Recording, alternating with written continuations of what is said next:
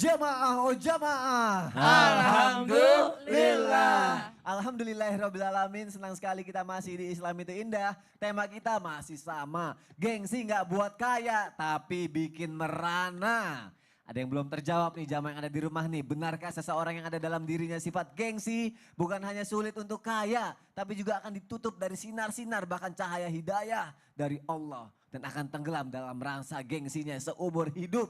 Apakah hubungannya dengan kacamata Ustadz Maulana jamaah yang ada di Yang rumah? warnanya hitam. Yang warnanya hitam, yang sangat bergengsi sekali.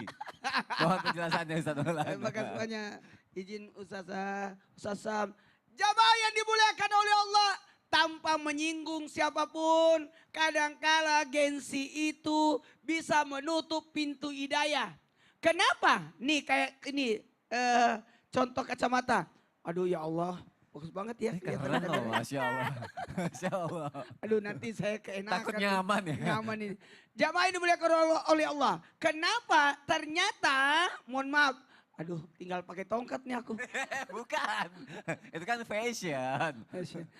Kenapa penyebab terjadinya gengsi itu menutup pintu hidayah? Karena tidak menerima kebenaran, tidak menerima hidayah. Mohon maaf. Ibarat kacamata hitam, meskipun di tempat terang, terasanya kok gelap ya. Kok gelap ya? Karena disebabkan karena dia tidak melihat. Mohon maaf, wah. Masya Allah. Sangat kayaknya lebih bagus tidak pakai kacamata. Masya Allah. Ketika dibuka? Ya, terang. Terang. Maka ingat tertutupnya hidayah itu disebabkan karena zolim. Itu. Ketika orang berbuat zalim, itu dikhawatirkan, mohon maaf, tertutupnya pintu hidayah. Karena gini, hati itu setiap ada dosa, ada titik hitam. Untungnya bukan titik di wajah. Oh iya. Seandainya ada dosa, titik di wajah, penuhlah wajah kita dengan titik hitam. Namun, seakan-akan harus disampaikan bahwa, mohon maaf, harus saya perumpamakan, bahwa ketika orang berbuat dosa bagaikan ada titik di hati. Titik. Sehingga tertutuplah hatinya untuk menerima hidayah. Kemudian kefasikan. Apa itu fasik?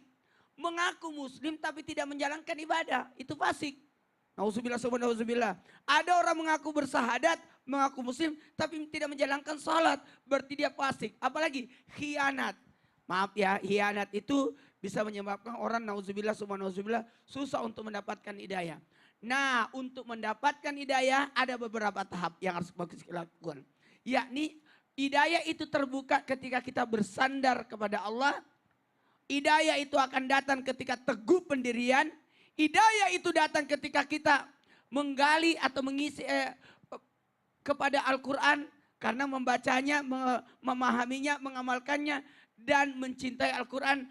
Dan yang paling penting jangan lupa, kita meneladani Rasulullah Sallallahu Alaihi Wasallam. Maka kesimpulannya, hati-hati ketika orang gengsi menyebabkan tertutupnya pintu hidayah karena tidak mau beribadah, malu menuntut ilmu, malu bertanya, sesat di jalan. Ya Allah. Iya, tidak mau menuntut ilmu, tidak mau ke majelis, kayaknya malu. Ya. Nah, ini sebenarnya saya terus terang kalau ke Makassar, Ya. saya tetap duduk di majelis lagi. Pengajian. Saya pergi ke pesantren, duduk baca kitab. Ya. Jadi ada guru, ada menambah ilmu lagi ya Ustadz ya, Masya Allah. Kalau gue dipikir, kayaknya yang ngajarin ini yang pernah saya ajar deh. Ya Allah. Tapi saya tetap duduk menuntut ilmu. Jadi, Ustaz aku nggak enak. Enggak, aku mau datang sini. Jadi kita harus tetap menuntut ilmu. Jangan pernah puas dengan ilmu, ibadah dan sedekah. Jangan berkata aku sudah puas, jangan.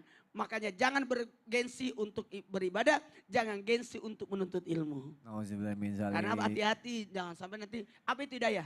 Hidayah itu? Kalau ilham dari Allah, topik itu kecocokan antara kita dan Allah, hidayah itu pantulan. Ya Allah, jangan sampai karena gengsi akhirnya menutupi cahaya hidayah itu Iya, ya Allah. untungnya Mas Sony tidak gengsi bermain sama kita. Ya Allah, bergaul sama kita. aku malah Nggak gengsi alhamdulillah. datang ke sini. Alhamdulillah ya Allah, senang sekali. Ustadz Maulana sebelumnya Iya. aku terima kasih ya untuk penjelasannya dan terima kasih akhirnya aku bisa dengan dekat sama Ustadz Maulana sama guru-guru aku bisa nambah ilmu juga. Iya. Dulu kan aku gengsian banget orangnya. Oh. Sekarang makin gengsi. Enggak. Sekarang bukan gengsi, bergengsi. Bergengsi oh iya Oh, benar. iya. Dulu sekarang bergengsi, Masya Allah, Iya. terima kasih. Tapi kita bergengsi dari yang al kebaikan. dalam hal kebaikan, Masya Allah. Kita lanjutin lagi yuk, jam yang ada di rumah yuk. Ini penting juga nih ya. Walau masih kecil, anak ini tidak gengsi mencari uang untuk keluarganya. Kita lihat tayangannya jamaah, silakan. Dilansir tribunnews.com, pengunggah video viral tersebut diketahui bernama Abigail. Wanita 21 tahun ini mengaku merasa tertampar setelah melihat anak tersebut. Abigail merasa di umurnya yang sudah menginjak 21 tahun, ia masih belum produktif mencari uang. Sementara anak tersebut dengan usia yang masih di bawah umur sudah memiliki tanggung jawab memenuhi kebutuhan hidup keluarganya. Ia pun merasa sedih karena anak tersebut yang harusnya masih bermain malah harus bekerja. Abigail menyebutkan bocah tersebut sudah tidak punya ibu karena sudah meninggal. Diketahui anak tersebut kira-kira berusia 5 tahun dan belum bersekolah. Ia tinggal di Jalan Baru Cengkareng di dekat Sekolah Cinta Kasih Suzi, Cengkareng, Jawa Barat. Setiap harinya, anak tersebut bekerja dengan mencari pemulung dari pagi hingga jam 6 sore. Masya Allah jamaah, kita doain ya semoga adiknya ini sehat terus ya Ustazah ya, rezekinya juga berlimpah, Amin, semoga amin bisa ya Allah, bahagiain amin. keluarganya juga ya. Dan Amin. yang paling penting jangan sampai terkontaminasi hal-hal yang tidak baik itu tuh. Iya, Karena iya. kan aku juga pernah dengar gengsi itu bisa menular tuh, ditularkan sama lingkungan kita atau bahkan keluarga. Iya. Bisa menurunkan ke diri kita, akhirnya kita jadi gengsian. Iya. Benar seperti itu Ustazah Jadi Nada. di antara yang menular juga gengsi ternyata ya. Ah itu dia. Hmm. Mohon penjelasannya Ustazah Iya. Nada. Baik, terima kasih Mas Sony, Ustadz Syam, Ustadz Maulana izin. Bismillahirrahmanirrahim. Alhamdulillah wassalatu wassalamu ala Rasulillah. Rabbi syrahli sadri wa yassirli amri wahlul uqdatam min lisani yafqahu qawli. Sadaqallahul adzim. Kalau ngelihat tayangan yang tadi bisa nih kita ngambil pelajaran. Bahwasannya coba deh kita ngelihat lingkungan itu posisinya yang lebih bawah. Artinya banyak kok orang yang mohon maaf lebih susah misalnya dibanding kita. Jadi ada memang pepatah yang mengatakan jangan melulu melihat ke atas. Kenapa? Pegel lehernya. Oh iya benar. Jangan melulu Gini melihat ke terus atas, ya. pegel lehernya. Sesak juga nanti dadanya. Tapi kalau melihat ke bawah, akhirnya insya Allah akan meningkatkan rasa syukur kita kepada Allah Subhanahu wa Ta'ala. Insya Allah kalau begitu nggak ada tuh yang namanya gengsi-gengsinya. Nah kalau kembali mengenai masalah anak, ini gimana? Sebenarnya yang lebih tepat adalah sifat anak ketika dewasa terbentuk dari bagaimana orang tua mendidik. Jadi ada keterkaitan ketika orang tua mendidik. Banyak orang tua yang merasa ketika memberikan fasilitas yang istimewa, memberikan fasilitas yang terbaik, memberikan fasilitas artinya fasilitas yang tidak mendidik tentunya ya. Misalnya pokoknya apa yang anak mau dikasih. Nangis sedikit dikasih. Nah ini sebenarnya ada benarnya tapi banyak juga kurang benarnya. Kenapa? Karena tidak ada sifat pendidik di situ. Kalau saja dari masih kecil nangis dikasih apalagi diberikan fasilitas yang serba istimewa. Satu masa ini kan dunia semakin tinggi. Globalitas subhanallah semakin marak ya. Ya. Ketika nanti dia dewasa, khawatirnya tentu kita berharap roda kehidupan ini kan berputar. Kita pengen ketika di atas nggak turun-turun. Ya, Tapi kan amin, ya ketika Allah, roda amin. kehidupan ini kan kadang di atas, kadang di bawah. Khawatirnya kalau ketika tidak dididik, dipondasikan dengan sifat qanaah, sifat yang baik, sifat yang tawadu. Ini dikhawatirkan ketika nanti sudah dewasa, kemudian rodanya putar sampai di bawah dia nggak siap. Kenapa? Karena sudah terbiasa dengan fasilitas yang istimewa tanpa ada usaha yang berat. Tanpa ada usaha yang menjadikan sesuatu yang harus dikorbankan. Maksudnya Ya. apa? Kalau nangis dikit dikasih sama orang tua. Nangis dikit Diturutin dikasih sama semua orang tua. itu ya. Diturutin semuanya akhirnya anak nangis aja deh. Iya. Nangis aja pasti dikasih sama orang tua. Nah ketika sudah dewasa khawatirnya inilah yang akan berpengaruh negatif. Jadi Ya. bagaimana sebaiknya tentu peranan orang tua. Ini tidak lari ya. Peranan orang tua sangat penting ketika misalnya anak kita masih kecil. Yuk ajarkan yang pertama yaitu sifat qanaah. Apa sih sifat qanaah? Qanaah bima filiat, yaitu merasa cukup dengan apa yang ada di tangan. Mungkin orang tuanya berlebihan, mungkin orang tuanya ATM-nya juga nolnya banyak gitu ya. Tapi alangkah indahnya, alangkah baiknya ketika kita mendidik anak tentu dengan sifat-sifat yang baik. Sifat qanaah, sampaikan bahwa tidak semuanya keinginan dituruti. Tentunya perlu dengan perjuangan misalnya. Perjuangan, Itu pertama, sifat qanaah. Insya Allah kalau orang tua mendidik anak dengan sifat qanaah, nanti mental atau jiwanya anak ini akan lebih kuat lagi insya Allah. Yang kedua, ajarkan juga anak yaitu punya sifat tawadhu. Punya sifat rendah hati, bukan rendah diri ya. Rendah hati. Rendah hati. Apa itu rendah hati? Artinya kita punya sifat tawadhu, jangan minder. Ya. Pokoknya harus maju karena Allah memberikan masing-masing manusia ini punya kelebihan. Wa ibadur rahman alladzina yamshuna 'alal ardi haunan. Allah yang mengatakan bahwasannya wa ibadur rahman, hamba Allah itu ketika dia berjalan di muka bumi, dia itu dalam keadaan yang tawadhu. Meskipun mungkin duitnya banyak, fasilitas banyak, tapi dia tidak merasa sombong. Insya Allah dia tidak memiliki sifat gengsi, insya Allah hidupnya akan baik-baik aja. Amin ya Allah. Apalagi aku pernah dengar di sini pelajaran dari guru-guru katanya Ya. kan orang tua tuh cerminan dari anaknya gitu ya. Betul. Berarti yang dilakuin anaknya itu ya, dilakuin orang tua anaknya nyontoh gitu ya Ustazah ya. Iya, karena anak nyontoh sama orang tua. Iya. Dan bagaimana pendidikan orang tua biasanya berdampak nih sama anak Iya. nih. Iya, karena orang tua itu kan bagaikan benda, anak itu bayangannya. Bayangannya. Jadi kalau bendanya itu bengkok, ya bengkok juga Ngikutin bayangannya. aja gitu ya. Iya. Baik, Masya Allah. Terima kasih Ustazah Sama-sama, untuk Mas. penjelasannya, Masya Allah. Berarti disiplin sejak dini, pendidikan sejak dini terhadap anak penting ya. Takutnya kan kita umur juga kita nggak pernah tahu ya orang tuanya. Takutnya ketika kita meninggal anak belum siap untuk itu kan kasihan juga ya jamaah yang ada di rumah ya. Lanjut lagi yuk. Biasanya kalau udah belajar nih jamaah, aku yakin banget butuh yang namanya amalan sama doa.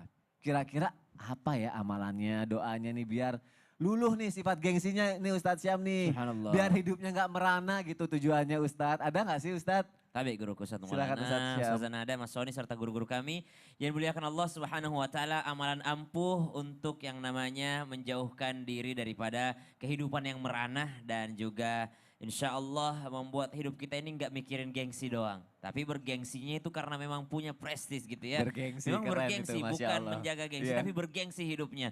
Yang pertama, sering-seringlah untuk bersama dengan orang yang ada di bawah kita. Maksudnya secara duniawi mereka ada di bawah kita. Seperti baginda Nabi SAW dalam Al-Quran dikabarkan, Ba'da naqul a'udzubillahi minasyaitonirrajim.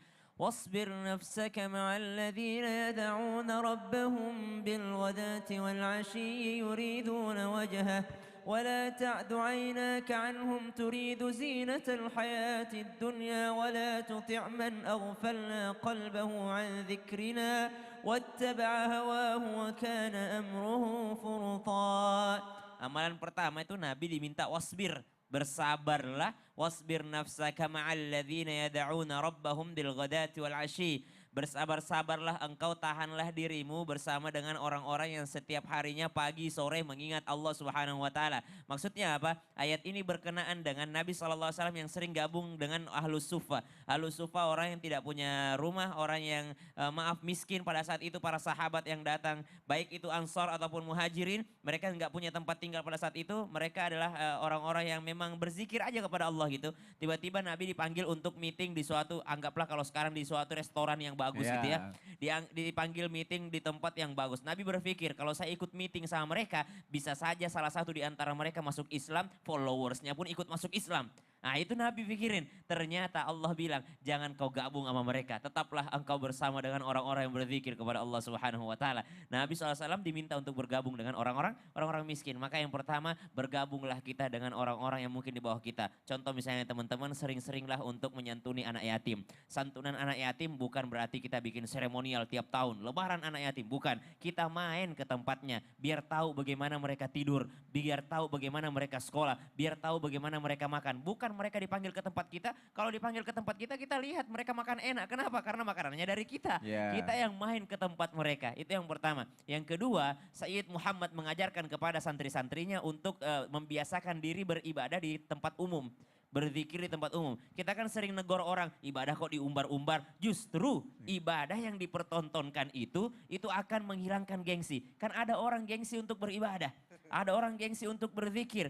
Maka ya Ustaz, perlihatkan, kita bawa tasbih, perlihatkan kepada orang. Kenapa? Karena kadangkala gengsi itu mengarah kepada kesombongan. Orang kalau sudah gengsi biasanya sombong. Kenapa? Saya mah ibadah yang gak ada yang lihat. Oh, ternyata dia sembunyi-sembunyi tapi dia mengatakan dalam kalau saya zikir nggak boleh ada yang lihat supaya saya ikhlas. Padahal itu yang dihindari. Maka Sayyid Muhammad mengajarkan kepada santrinya untuk sekali-sekali berzikir di tempat mana orang tidak pernah berzikir dalamnya. Ya Allah. Masuk mall langsung subhanallah. Ya Allah, langsung gede-gede gitu. Langsung ajakin orang berzikir, bersalawat, ajakin orang berzikir di tempat ramai atau di tempat umum. Kenapa? Supaya menghilangkan gengsi katanya Mas Subhanallah. Allah. Yang kedua, doanya apa? Maka mintalah sama Allah. Allahumma kfina bihalalika an haramik wa aghnina bifadlika amman siwak. Ya Allah, cukupkan aku dengan rezeki yang halal supaya aku enggak cari yang haram.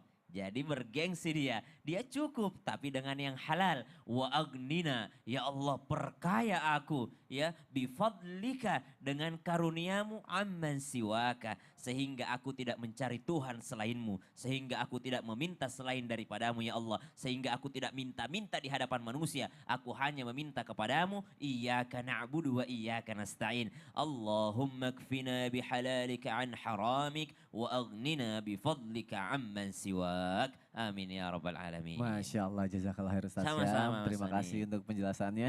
Jamaah jangan kemana-mana, ini penting sekali ya. Setelah ini aku mau ngebacain pertanyaan lagi yang udah masuk ke media sosial Islam itu Indah. Pertanyaannya bakal dibacain, jadi jangan kemana-mana. Gak lama kok. Jamaah, oh jamaah. Alhamdulillah. Subhanallah.